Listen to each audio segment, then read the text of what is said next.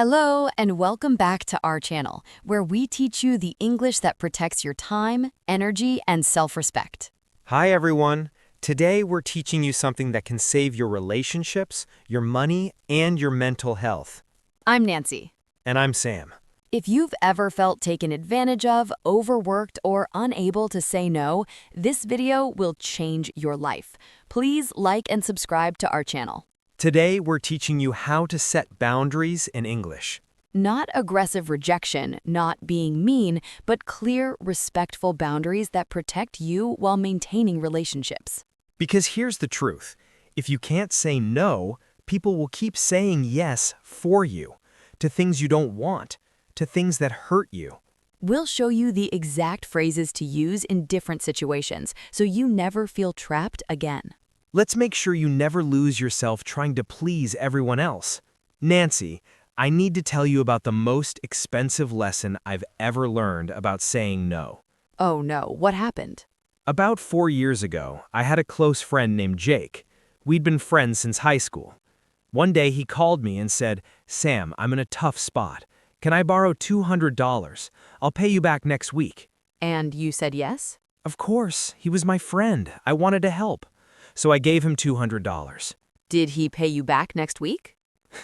No. 2 weeks later, he said, "I'm so sorry, man. I'm still struggling.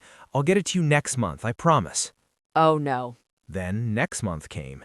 He didn't mention the money. Instead, he asked, "Hey, can I borrow another $300? My car broke down. I'll pay you back everything soon." What did you say? I felt uncomfortable, but I thought, he's my friend. He's struggling. I should help. So I gave him another $300. Sam. This continued for 2 years, Nancy. Can I borrow $150 for rent? Can I borrow $400 for my mom's medical bills? Can I borrow $250 for groceries? Every single time I said yes. Every single time he promised to pay me back soon. How much total? $3,000. $3,000 over 2 years. Sam. I kept thinking, next time I'll say no. Next time I'll ask for the previous money back first. But when he called, I couldn't do it. I felt guilty. I thought, what if he really needs it? What if I ruin our friendship? What happened in the end? Finally, I got the courage to say, "Jake, I love you as a friend, but I've lent you $3,000 and you haven't paid back any of it. I can't lend you more money until you start paying back what you owe." How did he react? He got angry. He said, "Wow, I thought you were my friend. I can't believe you're being so selfish. I'm going through a hard time and you care more about money than our friendship." What? He manipulated you. I felt terrible. I apologized. I almost lent him more money to fix the tension. But you didn't, right? No, my sister stopped me. She said, "Sam, a real friend wouldn't guilt trip you like this. He's taking advantage of your kindness. You need to set a boundary." What did you do? I called him back and said, "Jake, I care about you, but I'm not comfortable lending more money. This boundary is important for my financial health and our friendship." And? He hung up on me. We didn't speak for 6 months. Then I heard from mutual friends that he'd done the same thing to 3 other people. He borrowed from everyone and never paid anyone back. So he wasn't even really in trouble? He had a pattern of using people, and I let it happen for 2 years because I didn't know how to say no. Did you ever get your money back? Never. Not a single dollar. How do you feel about it now? Honestly, that $3,000 was the cost of learning that boundaries aren't selfish, they're necessary. And people who get angry at your boundaries are usually the ones who are benefiting from you having none. That's such an important lesson.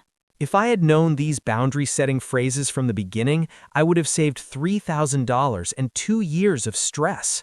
That's exactly what we're teaching today, how to set boundaries before you lose yourself, your money, or your peace. What will we learn today? First, we'll explain what boundaries are and why they're healthy, not selfish. Second, we'll teach you the basic boundary setting formula, acknowledge plus state boundary plus brief reason optional. Third, we'll give you specific phrases for different relationships, friends, family, romantic partners, and coworkers. Fourth, we'll show you how to handle pushback when people get angry at your boundaries. And finally, we'll practice with role plays so you're ready for real situations. Let's start with understanding what boundaries actually are. Sam, let's start with the basics. What exactly is a boundary? A boundary is a limit you set to protect your time, energy, money, emotions, or personal space. It's saying this is what I'm comfortable with and this is what I'm not comfortable with. Boundaries are healthy. They're not mean, selfish, or rude. Let me give examples of things that need boundaries. Time boundaries. I can't work late tonight. I have plans. I need to leave by 6 p.m. I can help you for 1 hour, but not all evening. Money boundaries. I can't lend money right now. I'm not comfortable splitting the bill equally when I only had a salad. I can't contribute to that gift. Emotional boundaries. I'm not comfortable discussing my relationship with you. I need some space right now. I can't be your therapist for every problem. Physical boundaries. I'm not a hugger. A handshake is fine. Please don't touch my hair. I need personal space. Work boundaries. I don't check emails after 7 p.m. I can't take on another project right now. That's outside my job responsibilities. See, boundaries protect you. Without boundaries, people will drain you empty. And here's the key. Boundaries are about you, not about controlling them. You're not saying you can't borrow money from anyone. You're saying I can't lend you money. You're not saying you can't call people at night. You're saying I don't answer calls after 9 p.m. It's about protecting yourself, not controlling others. Now let's learn the formula for setting boundaries clearly and respectfully. The boundary formula. Step 1, acknowledge, optional. Show you understand or care. Step 2, state your boundary clearly. Use I statements, be direct. Step 3, give brief reason, optional. Keep it short, don't over-explain. Let's see it in action. Example, friend asks to borrow money. Acknowledge, I understand you're in a tough spot. Boundary, but I'm not able to lend money right now. Reason, I'm sticking to a strict budget. Full sentence. I understand you're in a tough spot, but I'm not able to lend money right now. I'm sticking to a strict budget. Notice it's kind but firm. You don't sound mean, you sound clear. Another example, coworker asks you to cover their shift for the 3rd time this month. Acknowledge, I know you need help. Boundary, but I can't cover your shift this time. Reason, I have family commitments this weekend. Full sentence. I know you need help, but I can't cover your shift this time. I have family commitments this weekend. You don't sound mean, you sound clear. Important. Sometimes you don't need to give a reason. No, I'm not comfortable with that is a complete sentence. Over-explaining makes you sound uncertain and gives people room to argue. Compare these. Over-explaining, I can't lend you money because I have bills due on the 15th, and my car needs repairs, and my sister's birthday is coming up, and I'm trying to save for a vacation, and. Simple. I can't lend money right now. I'm managing my own finances. The second one is stronger because it doesn't invite debate. Key phrases for stating boundaries. I'm not comfortable with that. That doesn't work for me. I'm not able to do that. I need to say no to this. I can't take that on right now. That's not something I can help with. All of these are polite but firm. Let's talk about specific situations. First, setting boundaries with friends. This is hard because we don't want to hurt our friends' feelings. But real friends will respect your boundaries. Scenario 1. Friend who always cancels at the last minute. The boundary is I need more reliability in our plans. What to say? Hey, I've noticed our plans get canceled a lot. I really value our friendship, but I need to know if we're actually going to meet up. Can you only confirm plans you can actually keep? You're addressing the pattern, not attacking them. Scenario 2. Friend who only calls when they need something. The boundary is I need reciprocity in our friendship. What to say? I care about you and I want to help when I can, but I'm feeling like our friendship is one-sided. I'd love to have conversations that aren't just about problems. Can we spend time together just enjoying each other's company? You're expressing your needs. Scenario 3. Friend who shares your private information. The boundary is I need my privacy respected. What to say? I need to talk to you about something. I shared something personal with you and I heard it got repeated to others.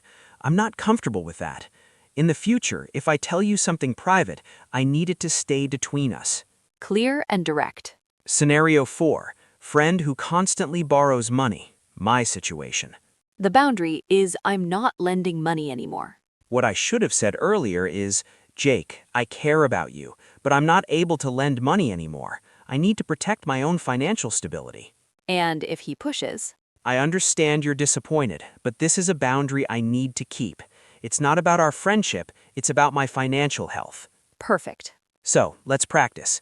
You're my friend asking to borrow money. Okay.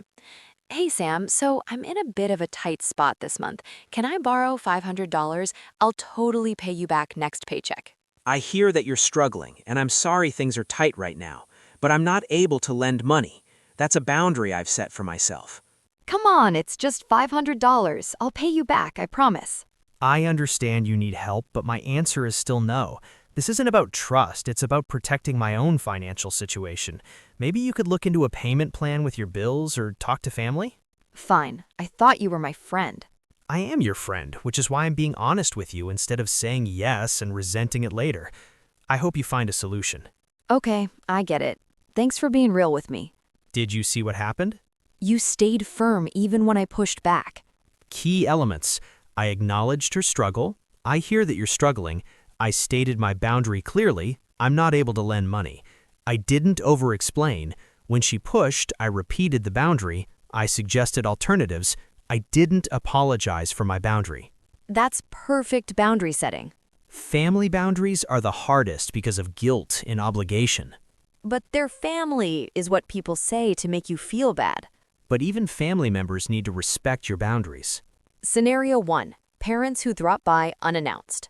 The boundary? I need advance notice for visits. What to say? Mom and Dad, I love seeing you, but I need you to call before coming over. Sometimes I have plans or need alone time. Can we agree that you'll text or call first? Scenario 2. Relatives who ask invasive personal questions. The boundary? My personal life is private. What to say? I know you're curious, but I'm not comfortable discussing that. Let's talk about something else. Then change the topic immediately. Or, that's personal and I'd rather not share. You don't owe them information. Scenario 3. Family members who expect free labor. The boundary? My time and skills have value. What to say? I'd love to help, but I can't do this for free. I can give you a family discount, or I can recommend someone else who does this professionally. Scenario 4. Family who criticize your life choices. The boundary? I need my choices respected. What to say? I appreciate your concern, but I'm happy with my decision. I'm not looking for advice on this. I need you to respect my choice. And if they continue? I've asked you to stop commenting on this. If you continue, I'll need to end this conversation. Then actually end it if they don't stop. Work boundaries are crucial for preventing burnout. But many people fear that setting work boundaries will get them fired. Here's the truth. Reasonable boundaries make you more valuable, not less. Scenario 1. Boss who emails at midnight. The boundary?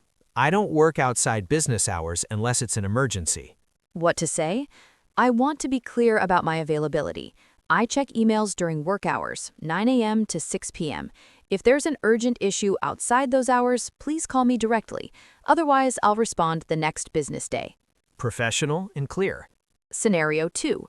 Coworker who dumps their work on you. The boundary? I manage my own workload. What to say? I understand you're overwhelmed, but I have my own deadlines to meet. I can't take on your tasks. Have you talked to our manager about your workload? Simple and effective. Let's practice. I'm your boss asking you to work this weekend. Okay? Sam, I need you to come in this Saturday. We have a big deadline and we're behind. I understand the deadline is important, but I'm not available this Saturday. I have personal commitments that I can't change. This is really important for the team. Everyone else is coming in. I appreciate the team's dedication. I'm happy to help during the week. I can stay an extra hour Monday through Wednesday if that helps, but Saturday doesn't work for me. I really need you there.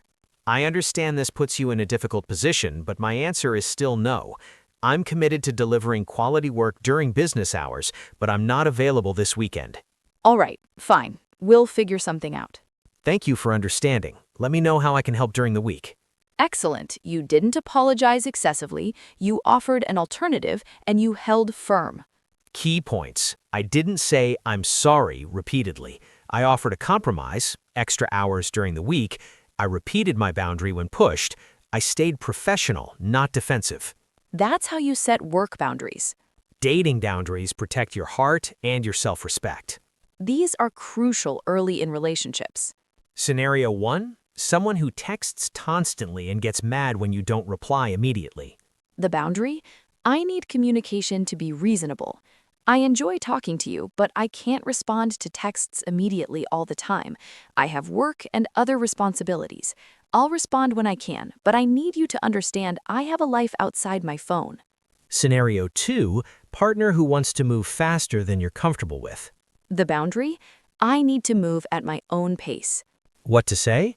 I really like you, but I'm not ready for moving in together or meeting family or saying I love you yet. I need more time. Can you respect that? Scenario 3. Date who keeps changing plans last minute. The boundary?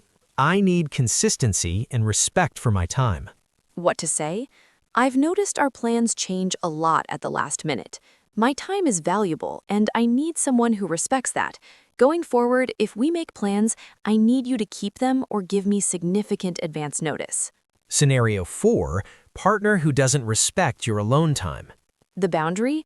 I need personal space. What to say? I love spending time with you, but I also need time alone to recharge. It's not about you, it's about me taking care of my mental health. I need one evening a week or a few hours daily to myself.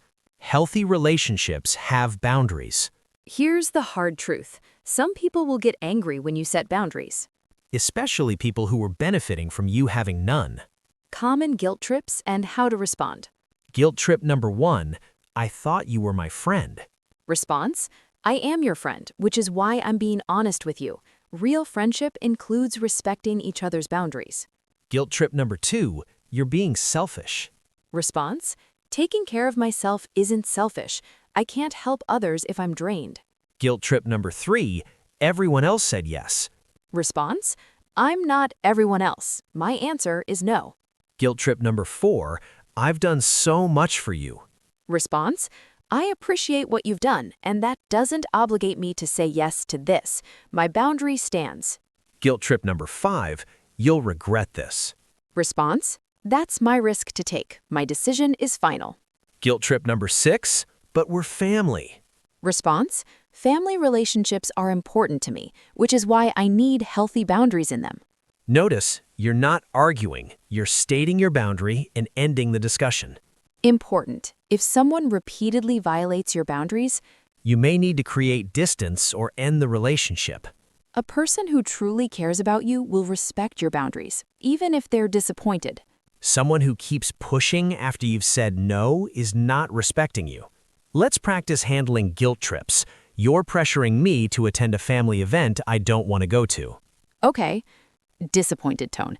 Sam, you have to come to Aunt Carol's birthday party. The whole family is going. I appreciate the invitation, but I'm not able to make it. I hope you all have a great time. What? But we're family. She's going to be so hurt if you're not there. I understand she might be disappointed, but I've made my decision. I'm not available that day. You always do this. You never make time for family. We're not important to you. That's not true and that's not fair. I make time for family in ways that work for me. I'm not attending this event and I need you to respect that. Fine, don't come, but don't expect anyone to come to your events. I understand you're upset. I hope you enjoy the party. I'm going to end this conversation now. You're hanging up on me? Breaking character. In real life, yes, when someone is being manipulative, you can end the conversation. That was powerful. Key elements. I didn't get defensive. I didn't argue with false accusations. I repeated my boundary. I ended the conversation when it became toxic. You protected yourself without being mean. That's the goal. Let's talk about what not to do. Mistake 1, apologizing excessively. I'm so sorry. I feel terrible, but I can't help you. I'm really sorry. I'm not able to help with that. You don't need to apologize for having boundaries. Mistake number 2, over-explaining and justifying. I can't lend you money because I have bills and my car needs work and I'm saving for vacation and my budget is tight. I'm not able to lend money right now. Over-explaining invites debate. Mistake number 3, setting boundaries angrily. I'm sick of you asking me for money. You never pay me back. Leave me alone. I'm not comfortable lending money anymore. This is a boundary I need. Anger makes it about emotion, not about the boundary. Mistake number 4, not following through. You say, I can't lend money anymore. Then next week, you'll lend money again. Now your boundary means nothing. Follow through is crucial. Mistake number 5, letting guilt change your mind. Okay, fine, I'll do it, even though I said no. I understand you're disappointed, but my answer remains no. Stick to your boundary, even when it's uncomfortable. Let's summarize what we learned today. Today, we learned how to set boundaries in English to protect ourselves. We learned that boundaries are healthy, not selfish. They protect your time, energy, money, emotions, and space. We learned the boundary formula: acknowledge, optional; state boundary clearly; brief reason, optional. We learned specific boundaries for friends, money, reliability, reciprocity, and privacy. We learned specific boundaries for family: unannounced visits, invasive questions, free labor, criticism. We learned specific boundaries for work, overtime, workload, after-hours emails, and gossip. And we learned specific boundaries for dating: texting, pace, consistency, alone time. We learned how to handle pushback and guilt trips without giving in. We learned common mistakes: over-apologizing, over-explaining, setting boundaries angrily, and not following through. The key lesson: people who get angry at your boundaries are often the ones who are benefiting from you having none. Boundaries aren't walls, they're doors. You control who comes in and when. Time for our question of the day. This one might be emotional, so only share if you're comfortable. What's one boundary you wish you would set earlier in your life? Or share a time when setting a boundary improved your relationship or life. We want to hear your real experiences, the regrets, the victories, the lessons learned. Your stories can help others find the courage to set their own boundaries.